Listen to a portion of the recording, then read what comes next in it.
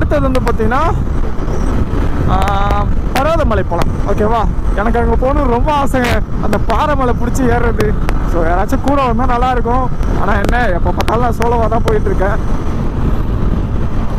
கூட வரவங்க என்ன பண்ணுறாங்க, ரொம்ப கமிட்மெண்ட் வச்சுக்கிறாங்க. என்னென்னா வந்து இத்தனை மணிக்கு எடுத்துகிட்டு வந்து விட்டுருங்க, அதுக்கப்புறம் வந்து சொன்னா வெளியே போகணும் அர்ஜென்ட்டு, ஸோ அதனால் சீக்கிரம் போங்க அப்படின்வாங்க.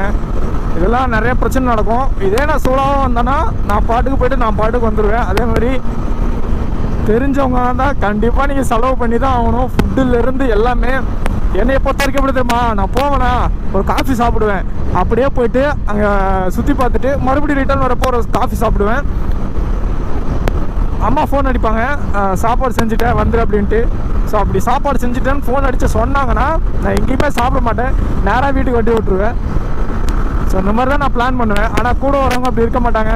எனக்கு பிரியாணி வாங்கி கொடு, சிக்கன் ரைஸ் வாங்கி கொடு, ஐயோயோ டாச்சா பண்ணுவாங்க.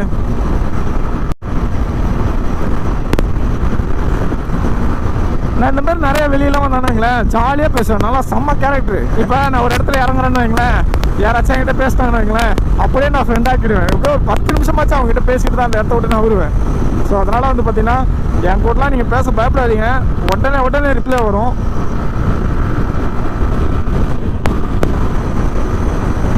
தொண்டை தனியாக கத்தி மைக் ரெக்கார்ட் ஆகலன்னு வைங்களேன், ஐயோ என்ன பண்ண முடியும் சொல்லுங்கள். இதெல்லாம் நிறைய பிரச்சனை இருக்குது, நான் ஒவ்வொன்றா எக்ஸ்பிளைன் பண்ணுறேன்.